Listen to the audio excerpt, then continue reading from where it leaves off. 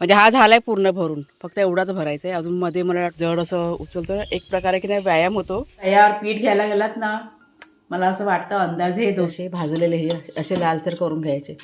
मध्ये ह्या पावसा पाण्यातनं त्या कामासाठी आले त्या गावी.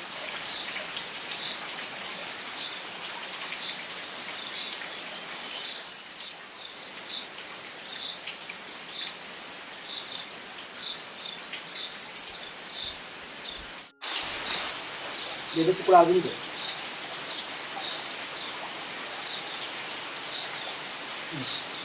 काय बस बस बस हा बाबू गोड लागला ना खाली, गोड लागला ना खाली.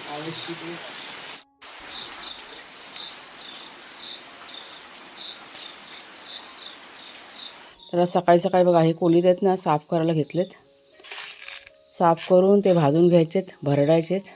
तर पीठ म्हटलं आज काय पण करून करायचं आहे, राहिलं आहे गेलं 2-3 दिवस झाले करायचं मग वेळ थोडासा कमी होऊन राहून गेलं. तर आता करून घेते पटकन. बघा हे पण आहेत, हे आधीचे आहेत, हे घरामधले होते, ते असेच ठेवले होते, म्हणजे कमी प्रमाणात होते ना म्हणून म्हटलं राहू देत. आणि हे आता मी नंतरला हे विकत आणलेले त्या दिवशी. तर चला साफ करून घेऊया पटापट. कुलटाचं पीठ तयार करायचं आहे. वाग्या ए वागी, त्या बाउलमध्ये ते हां दही बघा आहे, त्या ह्याच्यामध्ये टोपात आहे बघ.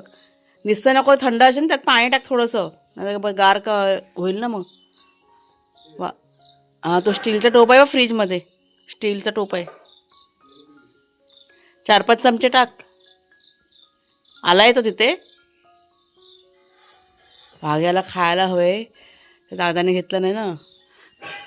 दूध प्यायला, कॉफी पितो ना, त्याला पण हवं झालं तर तो त्याच्या मागं मागं फिरतोय. पाऊस बघा आता थांबलाय थोडासा.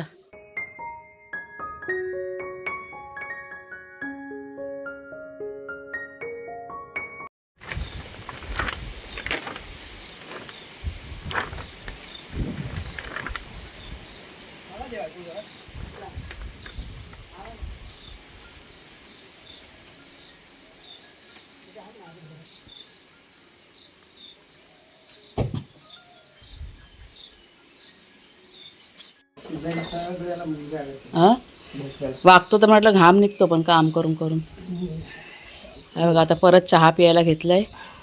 चिरे उचलले ना आता, आणि इतके चिरे आहेत ना, आम्हाला असं वाटलं की खूप कमी आहेत, पण ते संपतच नाही आहेत. एक गाडी चिरे टाकले आपण. हां एक गाडी चिरे टाकले आता. की थांबा तुम्हाला दाखवते. मी चहा पिता पिताच जाते. हे बघा केवढा डोंगर होता, अजून तेवढेच आहेत, अर्धे अजून आहेत. एवढा उंच डोंगर, आता म्हणजे तो डोंगर जरा खाली झाला आहे.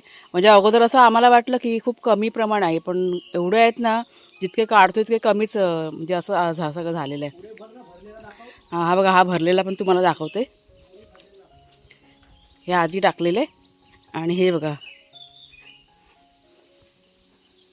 हा एवढा पूर्ण हा गाळा भरला आहे. हा खूप खोलीचा आहे ना, हा एक आणि तिकडचा पण. एवढे टाकले चिरे तरी पण अजून भरपूरच आहे, संपतच नाही ते. आम्ही वाट बघतो म्हणजे कधी ते संपणार. हा बघा, हा हा काल भरला होता, म्हणजे हा झालाय पूर्ण भरून, फक्त एवढाच भरायचा आहे. अजून मध्ये मला वाटतं की थोडेसे टाकावे लागतील, एक 5-6. म्हणजे हा जो वरचा तुम्हाला चिरा दिसतोय ना, त्याच्या खालचा चिरा आहे ना, म्हणजे वरचा एक चिरा सोडून ते खालचं सगळं भरून टाकायचं आहे, असं ते काकानं सांगून दिलं त्या दिवशी. म्हणजे इतके बघा आम्ही टाकले, तरी पण अजून समोर बघा किती आहेत. आणि आता काय झालं की मोठे मोठे म्हणजे चिरे डबल आणि मोठे मोठे आहेत ते, आणि पाऊस पडतो ना, त्याच्यामुळे ते भिजून आहे ना एकदम असे जड झालेत, तर उचलते वेळी नाकी न होतात. पण एक मात्र आहे, आपण हे जे कष्टाचं काम करतो ना, म्हणजे वागतो वगैरे, चालतो वगैरे, जड असं उचलतो ना, एक प्रकारे की नाही व्यायाम होतो. आणि काम करून झालं ना की अशी भूक लागते ना, बापरे, कडकडून भूक लागते. तर आता जरा बसते मी, रिलॅक्स जरा बसते, एक 5 मिनटं चहा पिऊन झाला आहे आता. आणि त्यानंतर मी चालले किचनमध्ये काम करायला, नाश्ता बनवते काहीतरी पटकन. कुणालचं ऑफिस पण आहे चालू, आणि जर का रेंज नाही मिळाली तर त्याला कसं वर जावं लागतं ना जुन्या घरामध्ये. त्याच्यामुळे आता सकाळी 5 वाजता उठून तो काम करतो आहे ऑफिसचं. इम्पॉर्टंट जे काम आहे ना ते त्याने तर करायला घेतलेलं आहे. सकाळपासून करतोच आहे, अजून पण त्याचं चालूच आहे काम. असं आहे सगळं. हा पाऊस गेला ना की सगळं होईल व्यवस्थित. चला घरात फटाके फुटतात, बाहेर चला. आज बाहेर न जायचं, ये इथं. लांब फटाके फुटत आहेत पण त्याला आवाज येतोय बरोबर. चला ये, जा पाठीमागे जाऊन गाई करा, जा जा. चला चला चला, ये इथे, ये इथं, ये लवकर. चला जा, झोप जा. हा बघा कसा झोपलाय बघा बोका. ते फटाके फुटायला लागले ना तेव्हा हा बाग्या उठला. घाबरतात ना फटाक्यांना. शेरू मात्र झोपलाय, गाढ झोपू दे त्याला. चला आपलं काम करूया, चला राहू दे.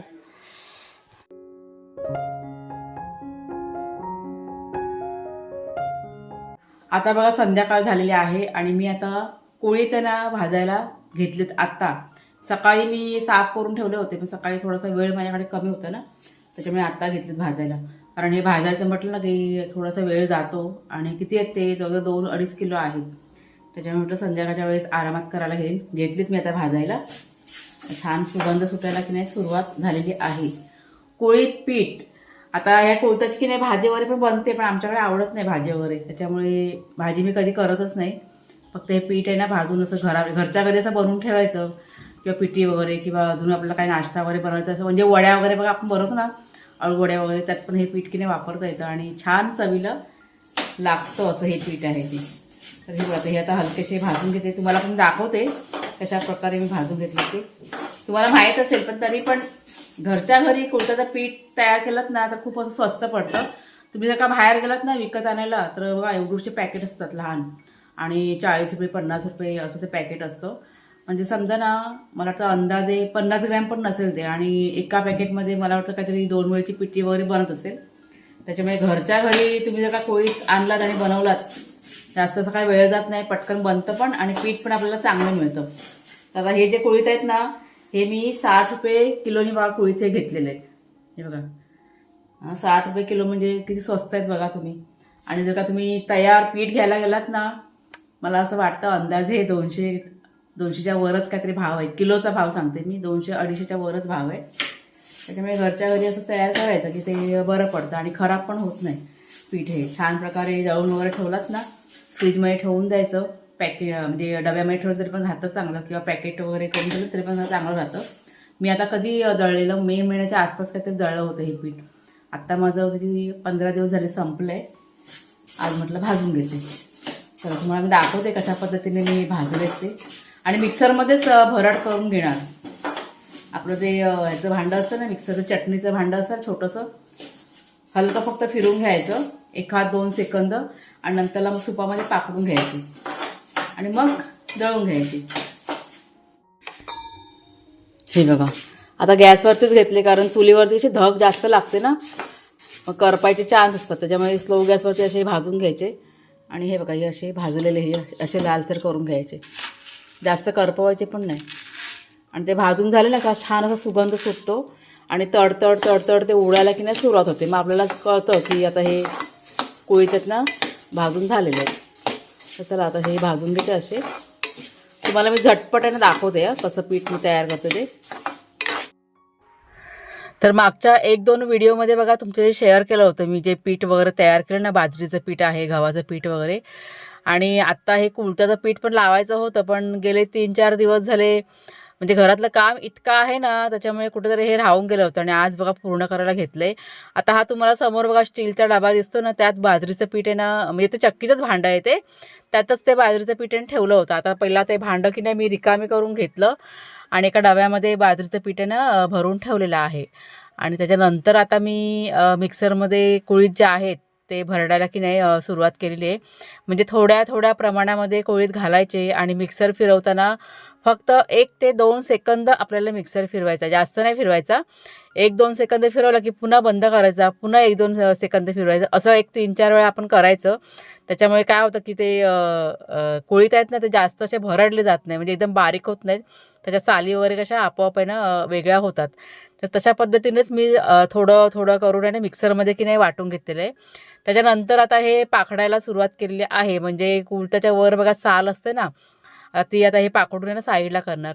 आता साल पण नाही काढली तर चालते हो, पण काय होतं की साल जर का नाही काढली ना तर ते पीठ आहे ना आपलं काळं पडतं. म्हणजे जे काही आपण बनवू ना पदार्थ, म्हणजे आता समजा पिठी बनवली, काही बनवलं ना की ते काळं पडतं आणि त्याच्यामुळे मग या साली की नाही काढून घ्याव्या लागतात. खरं म्हटलं तर सालीमध्ये भरपूर प्रमाणामध्ये पौष्टिक घटक असतात. आता हे बघा, हे आता मी पाकडून घेतले ना, आता ह्या साली मी फेकणार नाही, ह्या सालींचा वापर करणार आहे मी खतासाठी.